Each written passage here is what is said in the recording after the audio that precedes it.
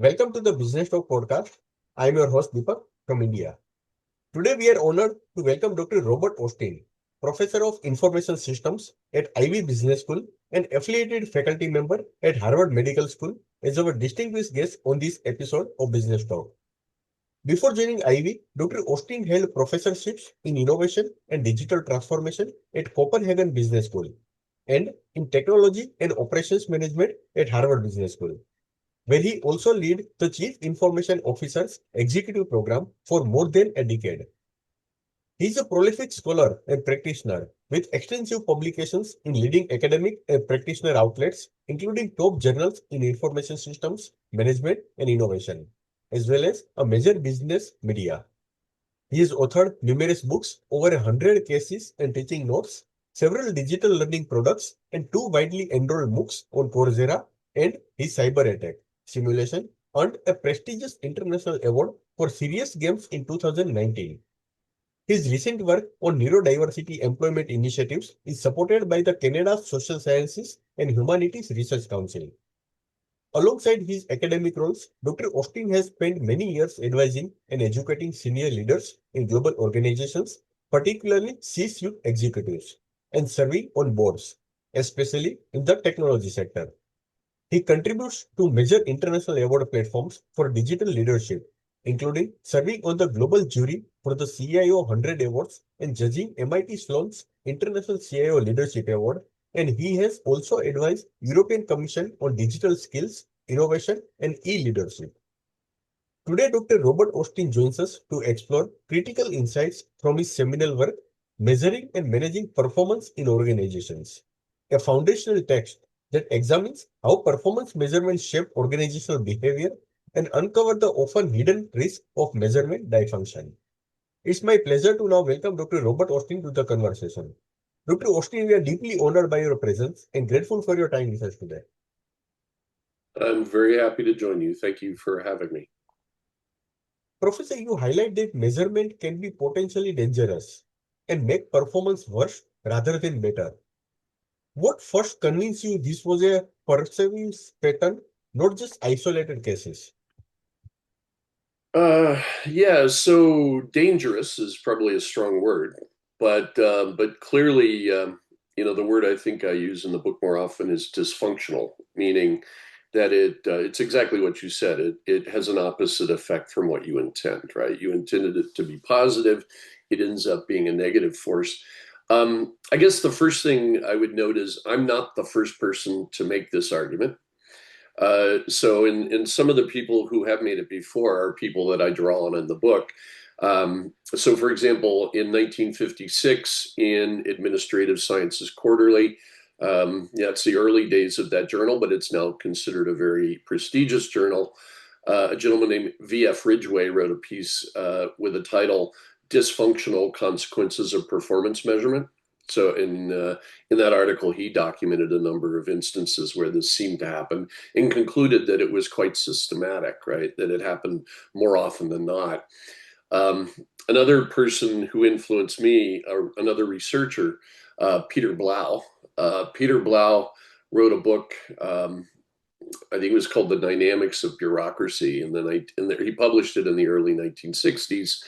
And he documented a whole bunch of cases of dysfunctional measurement in public bureaucracies. And then there's also another article I think that's pretty famous that dates back to about 1975, again in another today very prestigious journal, Academy of Management Journal.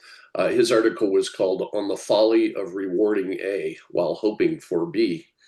And that is, of course, the essence of the dysfunction that I study in the book or that I write about. There are a lot of examples. Many, I'll just mention a few. One that's been cited a lot is police departments who investigate crimes. If they're measured by clearance rates, which is a percentage of cases that have been solved, they may choose to solve the easy ones first rather than the more serious, more difficult ones. And so they may have very high clearance rates, but not actually deal with the most serious crimes. There are lots of examples in companies. Companies are well known to use extreme at times, not all companies and not all the time, but they can use extreme and questionable methods to pump up quarterly earnings, for example. I would say the most spectacular, fairly recent example would be General Electric. In 2018, they kind of burst onto the scene. The SEC fined them for some of their accounting practices. And ultimately, that company ended up breaking up into three pieces, and Wall Street Journal called it the end of the GE we know. And then one of my favorite examples it's a historical example, comes from the I guess, early 1880s. It was the United States government was creating a new advanced warship, advanced for the time in the 1880s. It was called the USS Omaha, and they were very obsessed with compliance with schedule and budget.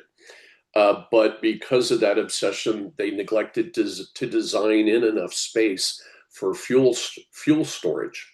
So this is a very advanced ship, and it was delivered on time and under budget, but it only had enough storage space on board for coal for about 4 days of steaming. And I have the quote here. They said, in the end, they determined it could neither fight nor run away from any contemporary ship of a foreign nation.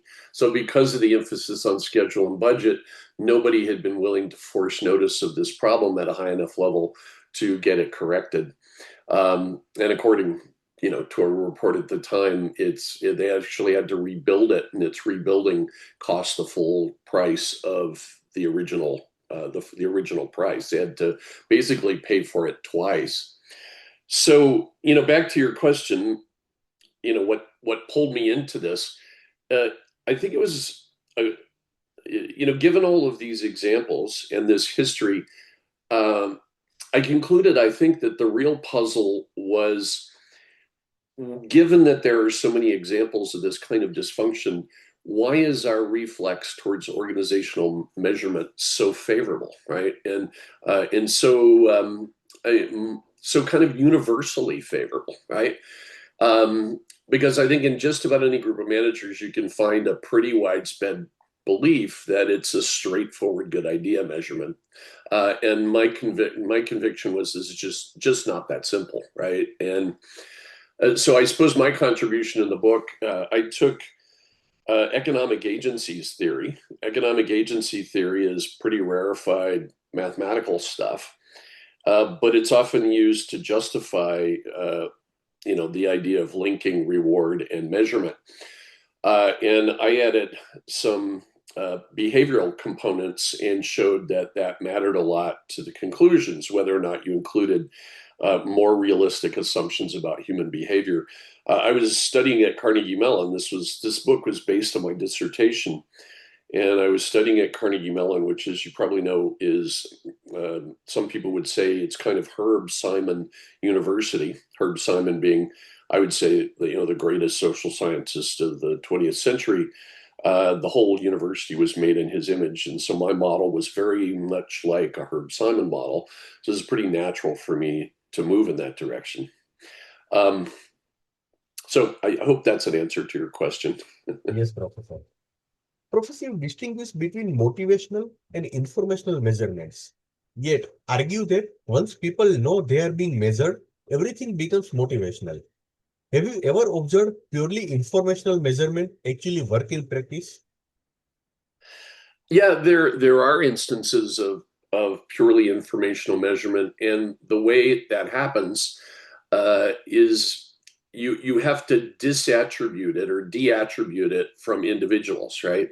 So the most common way that you see it happening is when organizations will aggregate data up to a level so that it's no longer identifiable to a particular person or group or unit or whatever.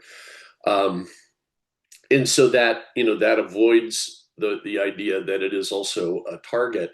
The idea behind this tension between motivational and informational uses of measurement has been expressed. It's not in the book. I encountered it since the book. There's something called Goodhart's law, And Goodhart's law says something like, when a measure becomes a target, it ceases to be a good measure. And I think that idea is pretty intuitive, right?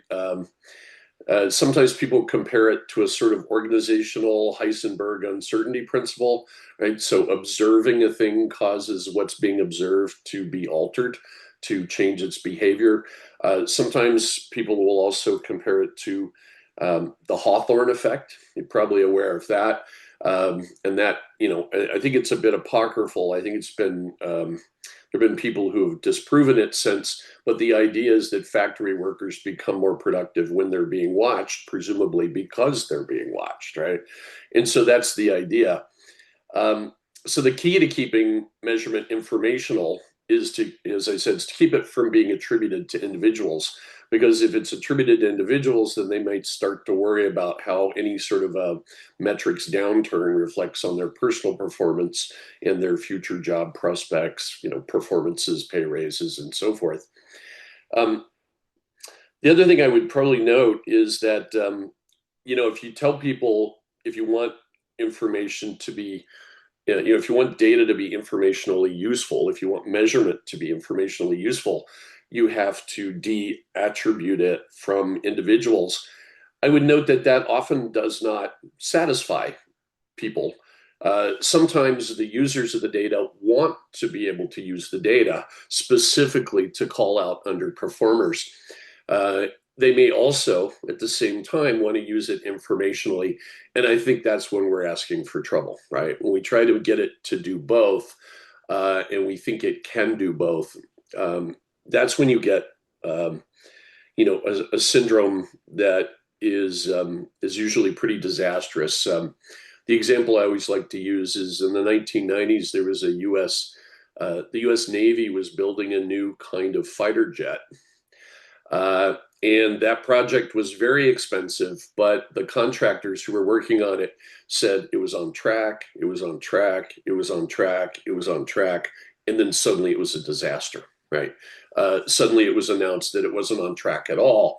But the contractors repeatedly reported that it was on time and under budget, and then suddenly it was behind schedule, overweight, and would cost an additional $2.7 billion to finish. I have that quote too. It says that from an inquiry, it reported, notwithstanding the consistently negative trend of the cost and schedule performance data, the team continually made best case projections based on overly optimistic recovery plans and schedule assumptions.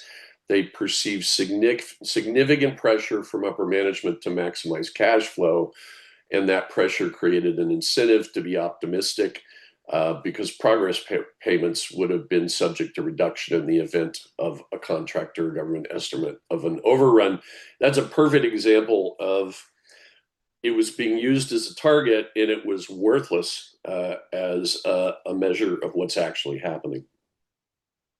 Professor, can you walk us through one concrete example from software development, like defect counts or velocity metrics, where a well-intentioned measurement unexpectedly harmed the goal it was meant to improve? Yeah, my focus in the book was on software measurement mostly. The book was written I would say, in a different era. It was written in the early 1990s. And at the time, I think there were many examples. I talked with the experts that I interviewed for my empirical work in the book. Um, one of the one of the measures that many of them like to use for software was lines of code, right? So lines of code per day, produced by a programmer, by an organization, whatever. It's pretty clear to see how one could expand the number of lines of code. You could write it in a way that didn't bother the compiler, but put it on multiple lines, and made the same thing take more pages, right? More spaces and things like that. And people did play those games. That resulted in using what was called function points. Function points were sort of they were a representation of the logical transitions within software, if you like. But people also figured out how to game those. I guess I probably shouldn't describe the names of companies or anything, but but I will say what probably changed all this is the emergence of agile software development. And I think the way that happened is, when I was writing the book, it was very fashionable to say that software production should be a lot like production in a factory. Um, and I think what Agile helped people understand is that software development is probably less like work in a factory and more like work in a research and development unit or a product development unit.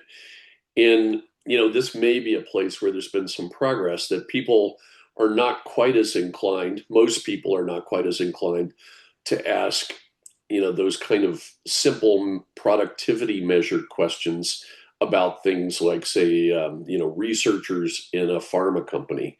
Um, what is the productivity of researchers in a pharma company? I think most people would accept that that is a more difficult thing to discern than the productivity of a plant producing widgets or something like that. So I guess that's some kind of progress, right? Perfect. Yeah. Professor, your economic model examines how people shift effort towards what is measured and away from what is not. How should managers think differently about incentives once they understand this trade-off? Yeah, so I think people do understand this trade-off. Um, but I think many people almost always leap to an incorrect conclusion after that.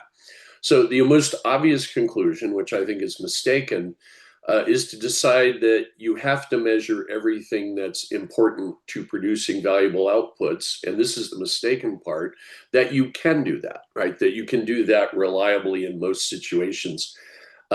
And in fact, I think it's very difficult to do this, right? Almost always in management, we are forced to use what I would like to call proxy measures, right? Measures that substitute for what we would really prefer to measure. And one of the things that means is that there are really no perfect measures for a lot of work that we care about. Some of the examples we used before would be good examples: design work, research work, software development, medical work. We don't have perfect measures for any of those. Um, but I know people who believe in measurement find it easy to convince themselves that they can have a set of measures that are good enough. Um, and even if you could have the most perfect set of measures, and I don't think you can, right? Um, when you don't have the most perfect set of measures, your measures become dysfunctional. More dysfunctional, the longer that they are used. So typically, what happens is you see measured performance separate from actual performance. Um, so people discover new ways of achieving or improving the metrics that weren't the ways that you were thinking of when you developed the measurement system, and they'll do it in ways that you may not have anticipated. So I think, and if you ask, what kind of conclusions can we draw here? Um, I would say you need to realize that you probably should not necessarily lock in on one specific set of measures and keep them for a long time, because you should assume that they're going to lose potency over time. The biggest, most profound conclusion, if you ask me, is to realize that measures alone are never going to tell you the complete story in any sort of organizational setting. Uh, and what I read as an implication of that is that you need to cultivate a culture where people will tell you if they see problems. Um, I think most people would rather not engage in dysfunctional behavior. The problem becomes avoiding arrangements where they feel forced to behave dysfunctionally, uh, where they feel forced to hide problems, say, so that they can score better, right, on their official metrics. So, you know, being willing to surface problems is probably the best help you can get in many situations. Um, but hardcore focus on measurement can work against that, right? I mean, we've already seen examples. Think about the warship the U.S. government built, the USS Omaha. Someone, I think it would be crazy to think otherwise. Someone knew about that problem, probably a lot of people knew about that problem, but no one raised the alarm, right? And I suspect that's because people thought that the person who pointed that out and blew up the schedule and budget measures would not necessarily be a hero, right? That would be bad news and the messenger might be punished. So, if you're in a situation where people think bad news is going to be punished, you're just not going to hear very much bad news. And people will do what they can to control the measures to prevent that sort of a conclusion from seeming to come from them. And the end result of that syndrome is usually a disaster.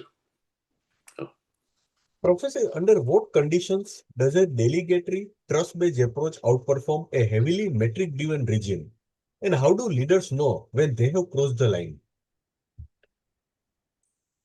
So my answer on that might be a little extreme for some people, but I think an effective trust-based approach almost always outperforms a heavily metrics-oriented approach. Um, my colleague and longtime mentor Dick Nolan, um, he's an emeritus professor at Harvard Business School. He and I have a book that is in the press. It hasn't been published yet. Um, and we draw a distinction in the book between what we call management by giving people a reason to give a damn. And we contrast that with what we call management by holding people accountable, right? And, accountability is an important principle within organizations. Um, but I think we have to be careful not to think that management by holding people accountable is a substitute for management based on trust or management based on um, giving people a reason to give a damn about the product, about the company, about their fellow workers, and so forth. The example we use in the book, and I guess I will say a company name here, is that we say this is what Boeing did to itself in the late 1990s. At the time, they were the unquestioned leaders in commercial aerospace, and you know about their problems since then, right? With the 737 MAX, the 787, and so forth. But we in the book argue that goes back to an intentional transformation where they made the management of their people much more transactional. You asked what the signals were. How do you know when you've crossed the line? The signal there was a shift in the way they talked. They talked about employees, as people who were on a team who could lose their membership, whereas before they had talked about the Boeing family when they talked about employees. Um, Another kind of language thing that gave it away at Boeing was that there was a whole lot of talk about shareholder value and how there was an implication that somehow employees were extracting value that rightly belonged to shareholders. And so, the relationship between management and employees became much more adversarial, much more transactional. I would say things like that are pretty good signs of crossing the line. Professor, what was the most surprising insights from your interviews with the 8 measurement experts? And what gap did you notice between their theoretical recommendations and what organizations actually do in practice? Yeah. Um, what surprised me most about my interviews, I guess what surprised me most is I was talking to 8 people, all of whom were known to be measurement experts. But the thing that surprised me is how big a range there was in the story that they believed in about measurement. So there were some who were highly suspicious of the simple version of the story. And then there were others who were convinced of the simple rightness of measurement in almost every situation in what it would be was almost a dogmatic way, right? Um, so one group was saying things like, if it's not working, you're doing it wrong. Whereas the more skeptical or pessimistic group was saying, um, they say if it's not working, you're not doing it right. But they said it doesn't seem like too many people do it right, so maybe the idea is wrong, right? And those were the people who I thought gave me the greatest insights. So in terms of how they implemented and how they affected practice and their connection to practice, unfortunately, and this is part of the messages of my book, unfortunately, the simple message that measurement is almost always a good idea in a wide variety of circumstances, that you don't have to be careful, that's the easiest message to sell to practice.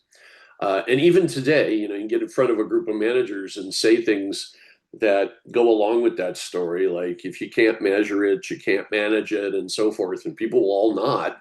But I just think that's too simple a story.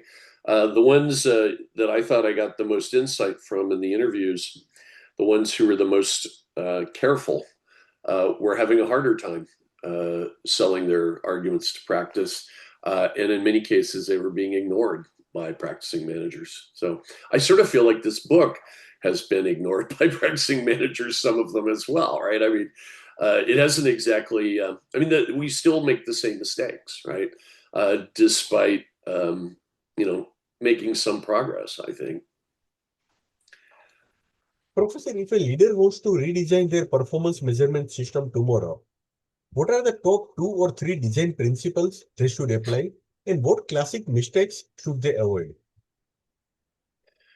Yeah, the biggest and the classic mistake is to believe too vehemently in the simple model, right? And um, I call it the human organization as thermostat model.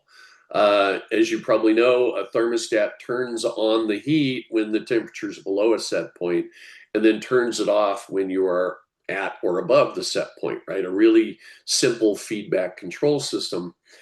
Um, and that sort of a feedback metaphor is very present in a lot of justifications of how organizational measurement works. I found it in a lot of documentation in government documents, for example. But the simple feedback model is very compelling, but too simple, right? Human organizations, are not mechanisms, right?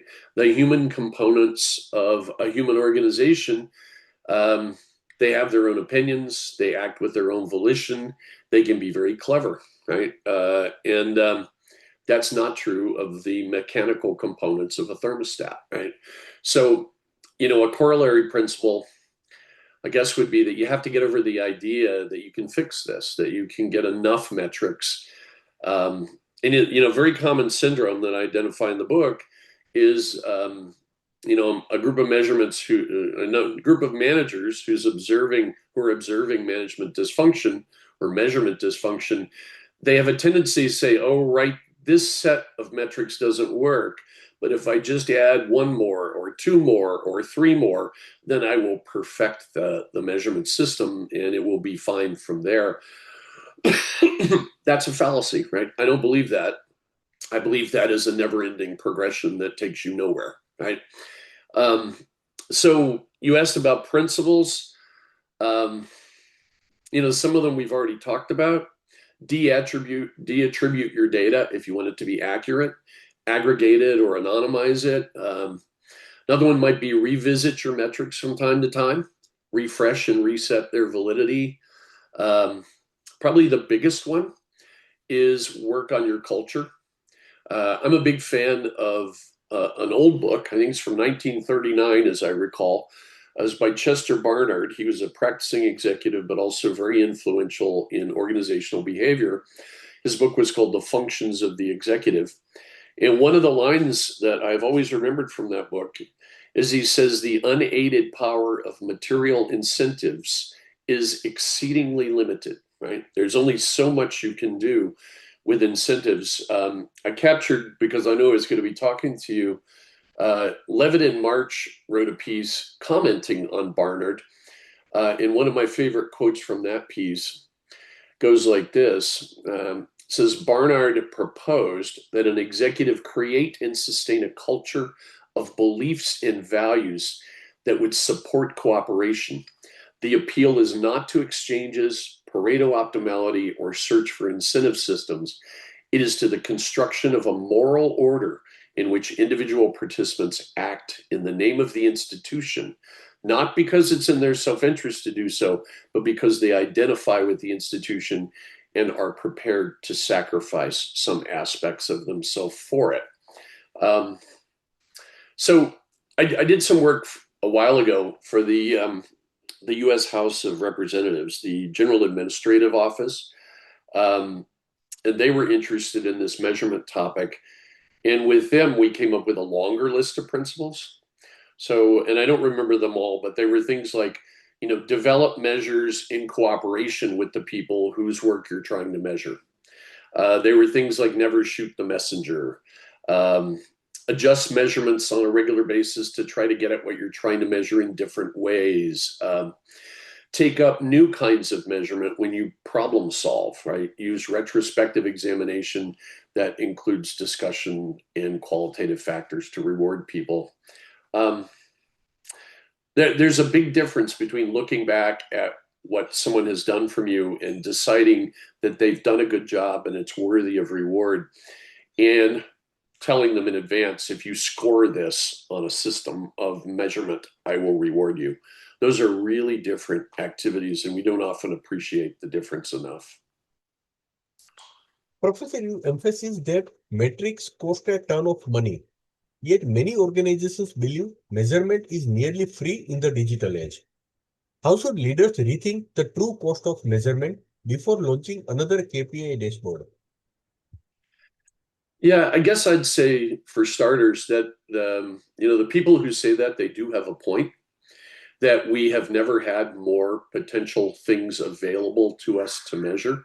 There's a lot of talk now about digital traces, and there's a famous observation that, especially online, we all produce what is sometimes called a digital exhaust that reveals all kinds of things about us, even probably more than we want revealed about us.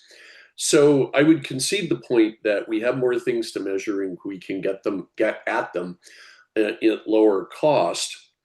But what I would urge everyone to remember is that the problems that we've been talking about with measurement and using measurement don't go away just because you have more or cheaper measures. So I would say every single one of those more or cheaper measures has some of the same issues. And so in a way, it just becomes another way to talk ourselves into the idea that we can come up with a perfect set of measures. I don't believe that, right? I mean, more measures probably just provides us with more scope for even greater measurement folly, if you like. There is a sense in this area. I've become a little fatalistic, to be honest. I think we are destined to repeat our follies. Maybe not all of us, not all the time. There's a book I like quite a lot by the historian Barbara Tuchman. And it's called, I believe it's called, I think I've got the title right. It's called The March of Folly. And the whole book, each chapter, is kind of about how we as human beings tend to repeat certain mistakes. And you can see certain mistakes repeated throughout history over and over again. Another way of saying it is that we kind of have blind spots as human beings that we have trouble getting over. And I personally think measurement is a serious human blind spot. And so I don't think this problem is going to go away. Professor, why was it important for you to center measurement dysfunction and failure in the book rather than only highlighting successes? Are we closer to curing this measurement disease today? Yeah, I'd like to think we're closer. I think I just a moment ago said we're going to continue to have this problem, but but you first asked what was it that caused me to center the book on failure. I think part of it was that not as much had been written about failure. That there'd been an awful lot written and about the simpler version of the story. Um, and I thought I had experience. I came to graduate school when I did this dissertation research. I came from a big organization, and I felt that I had seen a lot of examples of measurement dysfunction. And I wanted to understand why that happened and how this was all working. Um, and so, that's what led me to come with the models that are in the book. So, to return to your last question, I think I might be a bit of a pessimist on this, right? That I don't know if we're closer to curing what you call the measurement disease. Um, I think we've got some leaders who know better and do better. Um, but there's also always leaders who adhere to the old disproven ways. Um, and the bad news is it can take good leaders quite a long time to create a culture that uses informational measurement and that has trusting, um, relationships with employees, people willing to come forward and tell you the rest of the story when the metrics don't reveal it all. It takes a long time to create a culture like that. It takes very little time for a bad leader to wreck it. I think the places where it goes well are sometimes undermined um, by this more seductive, simple thinking. Um, if I were to try to find something favorable to say about this problem, I guess it would be something I mentioned before, that not only software development but the entire world of management, I think, has moved in a more agile direction. We've accepted the idea that we have to be maximally adaptive in business strategy and in our competitive actions in competitive environments. And so I think that leads us to an idea that work is not like a lot of important work is not like factory work, right? It's not repetitive, it's creative. And I think if we think of more of the work that matters to us as creative, we're probably going to be less likely to make some of these measurement mistakes.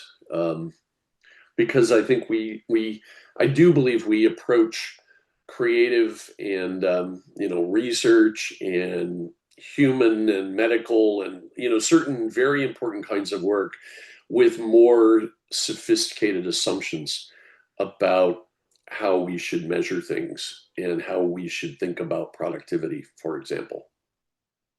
Professor, I'd like to conclude this episode with one last question. If you Okay. were updating this book for today's data-saturated, AI-driven organizations with continuous monitoring and algorithmic scoring, what new measurement risk would you highlight? Um, yeah, I think I'm probably inclined here to repeat some of the things that we've been talking about, right? Having more things to measure doesn't make the difficulties of measuring with anything go away. Um, we have a very easy time as humans talking ourselves into flawed ideas about how measurement works. And one of the most flawed ideas is that just adding another measure or two will perfect a set of metrics. And having more metrics available, more algorithmic scoring, I think that all just reinforces that fallacy. Um, so yeah, there's a great there's a play that I like very much by a playwright whose name is Thornton Wilder. He wrote it's an old play. It's called Our Town, but it's a classic play. And there's a line from that play that I used as the epigraph for my dissertation. I wasn't able to use it in this book because the estate of Thornton Wilder wouldn't allow me to use it from a copyright standpoint. But I think it captures the what I'm saying pretty well. And in it, one of the characters is asking the guy who's the stage manager who's introducing everyone to our town how the town does on issues of fairness and justice and so forth. And his response is, he says, and I've got it here. He says, I guess we're all hunting like everybody else for a way the diligent and sensible can rise to the top, and the lazy and quarrelsome can sink to the bottom. But it ain't easy to find, right? And I think that last part is the most important part. It's not easy to find this kind of a magic measure, right? And so if you find yourself believing in it, um, try to get yourself to stop, is I guess what I'm saying. Thank you, Dr. Robert Austin, for sharing such profound insights on measurement, performance management, and the human dynamics that shape organizational systems. Your work reminds us that behind every metric is a person, and that the choices we make about what to measure and how ripple far beyond the numbers themselves. For our listeners working in organizations of any size, the core message is clear. Measurement is powerful, but it demands wisdom. The metrics that seem most objective can inadvertently distort behavior and erode the very performance we are trying to improve. Yet, abandoning measurement altogether is not the answer. We encourage you to explore Dr. Austin's work further, both this foundational book and his most recent research on neurodiversity, cybersecurity, and digital leadership. The intersection of measurement, motivation, and human behavior is where some of the most important organizational challenges are solved. Thank you once again, Dr. Robert Austin, for joining us on Business Talk. This has been an invaluable conversation. No, thank you for inviting me. It's been very interesting. Great questions. Thank you. Thanks.